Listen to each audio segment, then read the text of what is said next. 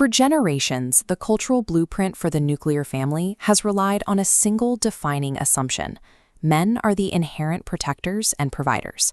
From biblical interpretations to mid-century advertising, the man sits at the head of the table, shielding his family from the outside world. But that historical blueprint is currently colliding with modern reality. On a recent YouTube livestream hosted by a channel called The Public Offender, an hours-long debate exposed the fractures in this traditional expectation. The host posed a paralyzing question to his predominantly male audience. If men are the ultimate protectors of women and children, who are they protecting them from? The statistical reality makes the traditional framing mathematically difficult to maintain. The primary perpetrators of violence against women, against children, and against other men are overwhelmingly men. When callers in the debate argued that men built the world through industrialization, the host countered by examining the price of that infrastructure. Raw materials for our devices come from environments where children lose limbs. Our headphones are built by Bangladeshi laborers earning pennies, prioritizing extraction over protection.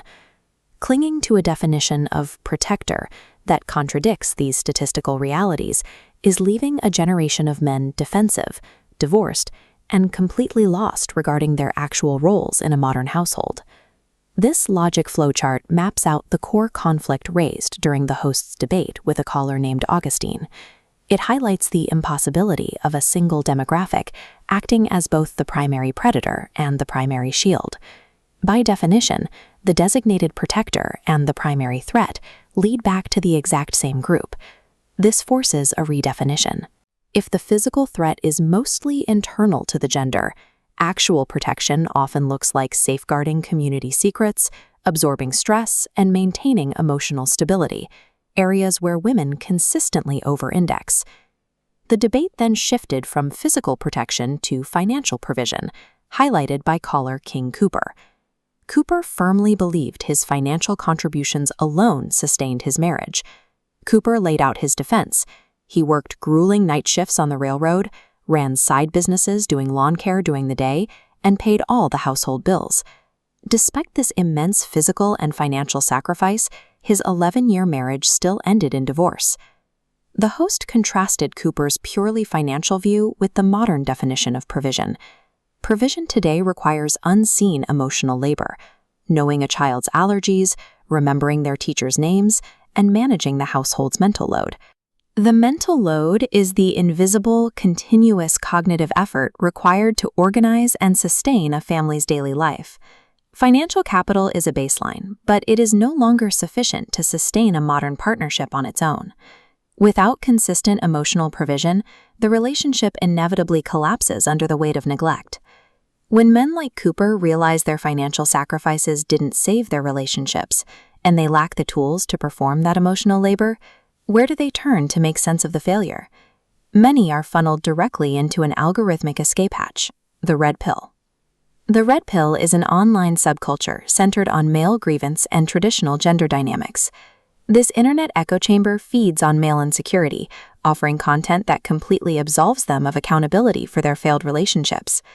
Figures like clinical psychologist Jordan Peterson are cited, providing an academic veneer to frame women's independence as the problem. This intellectualized resentment acts as a gateway, sliding users down the algorithm into the extreme misogyny promoted by figures like Andrew Tate. Another caller, Jerry, described this digital pipeline as gender gangbanging, a term for the extreme, polarized tribalism between sexes on the internet. Complex, nuanced relationship failures are flattened into a digital turf war where men and women are forced to pick sides. These algorithms actively prevent men from developing emotional intelligence. They replace the difficult, necessary work of self-reflection with the comfortable, weaponized feeling of victimhood. The historical reality of family survival has been anchored by women who operate as both the primary protectors and providers through the day-in, day-out grind.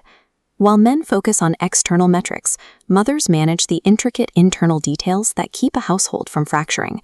To explain the traditional male approach to parenting, the host used a World War II analogy. He compared traditional fathers to the U.S. military arriving late in the conflict, swooping in at the very end of the battle to claim the glory, long after the hardest fighting was done.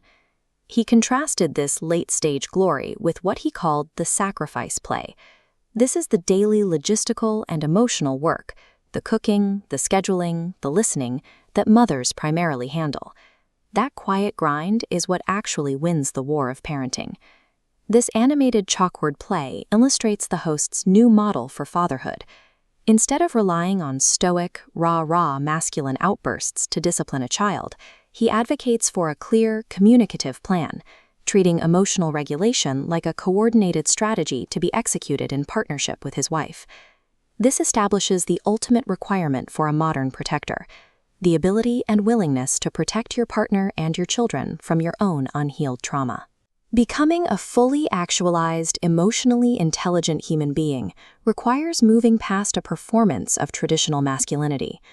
The work involves trading the safety of a gender role for the vulnerability of an active, equal partnership.